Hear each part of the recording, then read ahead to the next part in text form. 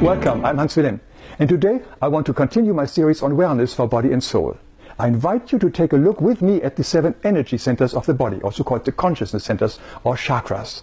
What is their purpose and how do they affect our well-being? We have heard that everything that exists is permeated and kept alive and evolves by a cosmic energy that we can call the all-power, all-spirit, flowing ether, or simply God, or love. This spirit energy also keeps our spiritual and material bodies alive and vibrant. But how does it do that? Our etheric body, our soul, corresponds more or less with our physical body. The center of our spiritual body is what the mystics call the nucleus of the soul. It is the spark of God, or God spark, and it is situated in the region of the crown of the head. And this spirit energy flows into our body through this nucleus. The energy then flows from the nucleus on the left side of the body along the spine down to the pelvic area into the so-called collective basin. Then the spirit powers flow again on the right side along the spine up to the nucleus of the soul. On its way, the spirit energy runs along 7 junction points of energy, which are also called consciousness centers, or in the East, they are called chakras. The purpose of these consciousness centers is to distribute the spirit power through many ramified paths via the nerves to the individual organs of the body. So each center is supplying a certain area of our body with the spiritual energy via our nervous system. It is interesting to know that the 4th consciousness center, near our heart, is a kind of switching and pumping station that draws the energy up from the collective basin and then sends them up to the nucleus. These 7 consciousness centers all have a certain ethical quality. They are the 7 divine powers of divine life. Starting from the bottom to the top, they are called order, will, wisdom, earnestness, patience, love, and mercy. Let's look at them individually. The first center is called order and is situated above the collective basin in the region of the coccyx. It feeds, among others, the sex organ, bladder, rectum, pelvis, with hip joints, knee and ankle joints. The second center is called divine will and is situated in the region of the sacrum, slightly behind and below the navel. It feeds the kidneys with the uterus, large intestine and colon. The third center is called divine wisdom and is located in the lumbar region. It mainly feeds the spine with spinal cord, stomach, small intestines, liver, gallbladder, pancreas and spleen. The fourth center is called earnestness. It is located between the shoulder blades near the heart. Naturally, it mainly feeds the heart, lungs and bronchi, spinal cord and ribs. In this center, there's a special power active, that is the Christ spark, which I spoke about in details in a separate video. This Christ light is an additional, supportive, redeeming and healing power within us. Therefore, many mystics call this center also the Christ center. The 5th center is called patience or kindness, and it is in the region of the neck. It feeds the thymus, tonsils, thyroid gland, parathyroid, windpipe, larynx, throat and teeth. The 6th center is called divine love and is between and behind the eyes. It feeds the eyes, ears, the organ of equilibrium, nose, pituitary gland and pineal gland. Above it is the 7th center, which is called mercy or gentleness, and it is in the back of the head near the pituitary gland. It feeds mainly the cerebrum and the cerebellum. These consciousness centers are light-filled, pulsating and rotating structures in our spiritual body to provide every organ and every cell with the life-giving cosmic energy via the nervous system. In a healthy body, the spirit power flows to all parts of the organism without obstructions.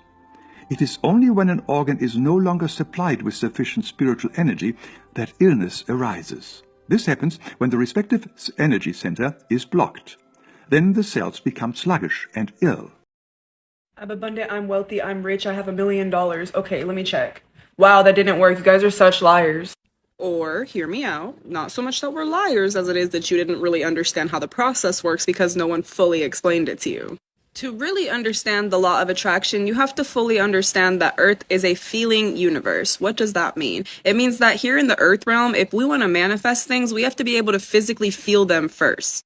Okay, so if Earth is a feeling universe, then how do I start to feel like a billionaire? How do I feel these energies of things I've never had before? You know we gonna get into it. Well, it's beautiful because something that you have in common with the energies that you're trying to feel is the exact potential that you need to have it. So everything is energy and energy is everything. Even you are energy. So yes, you are a human being with a physical meat suit, human vessel, absolutely. But inside you're a soul. Your soul is made of the same essence as all of the energies that you either do or do not want to attract. But the understanding of the law of attraction is that it doesn't understand wants or diswants. It only understands feelings. This is why we say you have to pay attention to what you're thinking, because your thoughts create feelings and your feelings manifest. So you have to think of your feelings as magnets. Okay, so let's say that the thought is, I'm always broke, there's never enough money. Okay, so you're thinking that with your human self, your human brain, right? That's going to cause a feeling or an emotion to come off. And an emotion, by the way, is just energy in motion. So you're thinking, I'm always broke, I never have enough money. That forces you to now feel emotions that are being magnetized to you based off of the thought. So you're feeling envy, anger, helplessness, stagnant, sadness, because you're thinking that there's never enough money. So these emotions about money attract debt, more bills, struggle, always being broke, never having enough money, repeating a cycle, because you're telling the universe that how you feel about money is that you feel envious, angry, helpless, stagnant. And like I said, because it's a magnet, it's only going to attract more of that to you. The law of attraction does not understand wants or diswants. It only understands feelings. That's why you can't be like, I don't want debt, because you're still thinking about debt and you're feeling bad about having debt. So you're bringing more debt.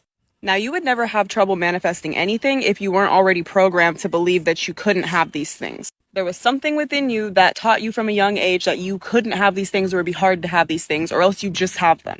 Money blockages are typically root chakra and heart chakra. So essentially what you're working towards is learning how to change your feelings so that your thoughts will change with them. The only way you can change a rooted feeling is if you get to the root of it and remove it. So that's shadow work. So you have to figure out why you feel a lack of love, money, wealth, and all those things, and then clear that out with shadow work so that you change how you naturally feel about those things, which changes what you think about.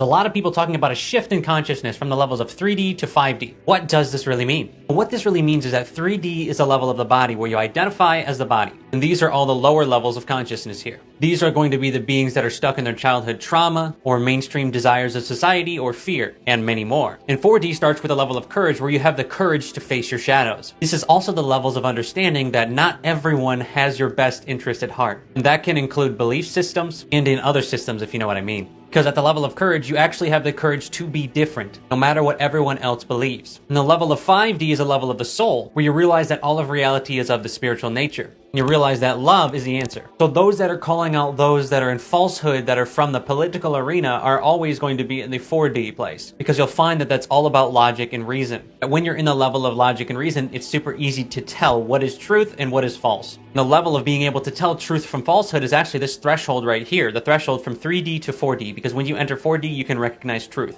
So 4D pulls up 3D to a higher level of consciousness by doing many things, from showing them why it's logical to heal themselves to face their shadows, or to have the courage to, or to have the neutrality to face their emotions and feel them instead of bypass them, and so on. 5D gives 4D something to fight for, which is love itself. So at a collective level, this is why every level of consciousness matters. 5D is not better than 4D, it's just different. Because we need those people in 4D to stand up to the darkness. Just because somebody is not focused on the spiritual nature of reality, if they're having the courage to stand up to whatever system is oppressing them, we need that. This is all going to be dependent on where the soul's level is at before incarnation. Because a soul might have actually been from the 5th density and came and reincarnated into the 3rd density realm in order to help humanity and already have learned all of these lessons. So then they're choosing to focus on the 5D frequencies because possibly they've remembered what their mission was before they came into this planet. But some beings actually might be quite the opposite and might have came in and had a lot of problems with pride in their last life. And so them just moving into the level of courage is a huge improvement. And every soul is on a different path.